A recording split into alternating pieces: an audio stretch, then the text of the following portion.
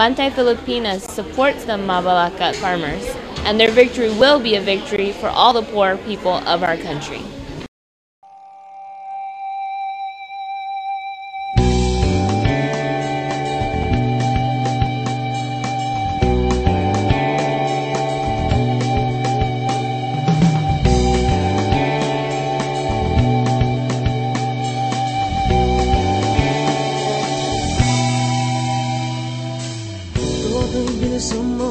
Bilisan mo takbo, ilagang mga bombang nakatutok sa ulo mo. Toto'y tumalong ka, tumapa kung kailangan, at baka tamaan pa ng mga balang ligaw.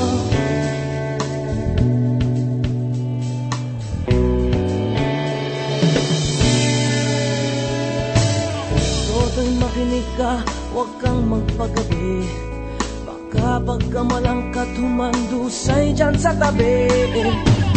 Toto'y alam mo ba kung ano ang punot dulo ng di matapos-tapos ng kaguluhan ito? For conversion, sa kabila ng aming petition na lumabas, nagkaroon po ito ng notice of coverage. Kami nagpetisyon kami 2007 pa. Yung notice of coverage lumabas. Napag-alaman nun namin na 2010, March 24, 2010, nagkaroon ng application para conversion. Pero 2010, in-entertain pa rin yung application para conversion. Yun o, yung ang registration po ay umabot ng mahigit 6,000. Pero sa ngayon po, ang nananatili dito sa mismong site, nasa 300 plus. At yung active pa rin, kasama pa rin namin ngayon ay mga 1,000 family. 1,000 pamilya. Karamihan sa kanila po, hindi naman talaga farmer pero mga interesado magtanim dahil sa kakulangan sa pagkain. Sa mismong area po nila kulang na kulang sa pagkain. Tunay na magkalaban, ang kulay at tatak ay di siyang dahilan. Hanggat marami ang lugmok sa kahirapan, at ng hustisya ay para lang sa mayaman. Habang may tagsulok at sila ang nastuktok, di matatapos itong gulo.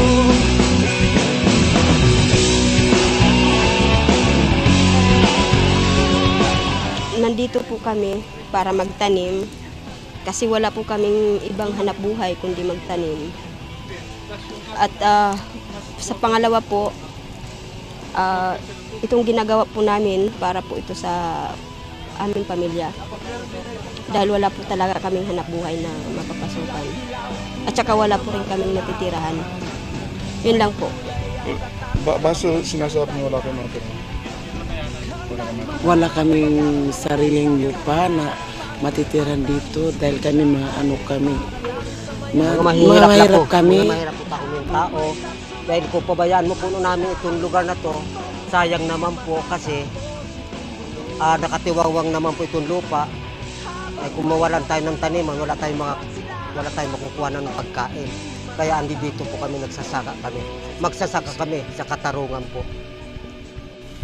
Nagtatanim ng buhay, ganyan. Saan po kayo dati nakatira? Dati sa Dagawalis kami. Ngayon, nasa kami, pumutok ng Panitubo, dinala kami sa Mawag settlement. Tapos walang buhay. Kahit kami dito, nagtatanim lang kami ng kabuhayan, ganyan. Ganyan ang dito. Tama po.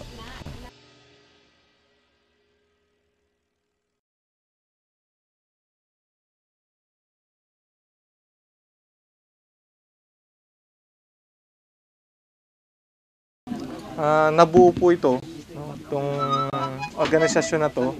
Unang-una, makikita na po mismo sa title no?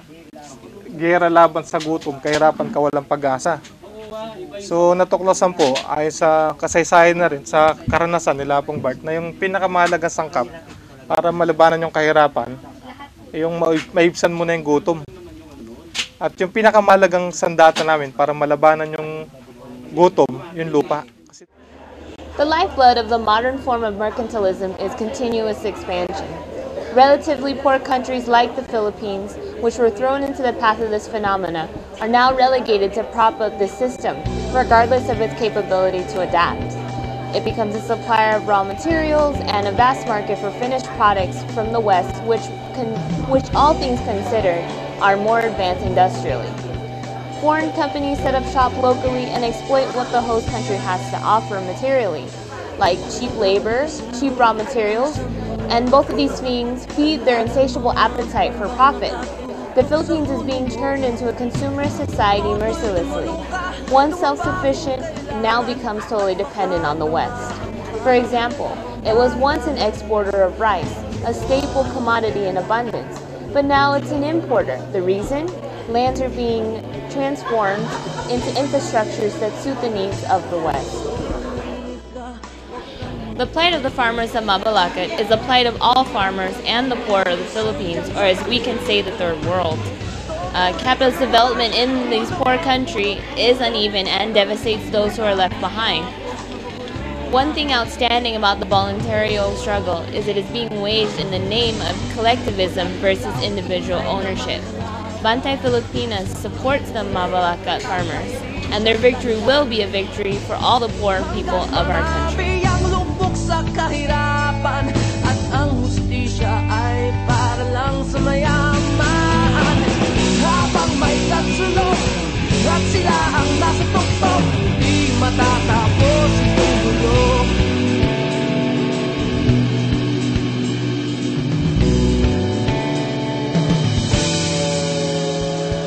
Lumugas ang hininga ang kairaming mga tao, at ang dating lunting bukid na yo'y sementeryo. Toto'y kumilos ka, baliktarin ang tatsulok, tulad ng dugha na inlagay mo tuktok. Hindi pula't dilaw, tunay na magkalaban. Ang kulay at tatak ay di siyang dahilan. Hanggat marami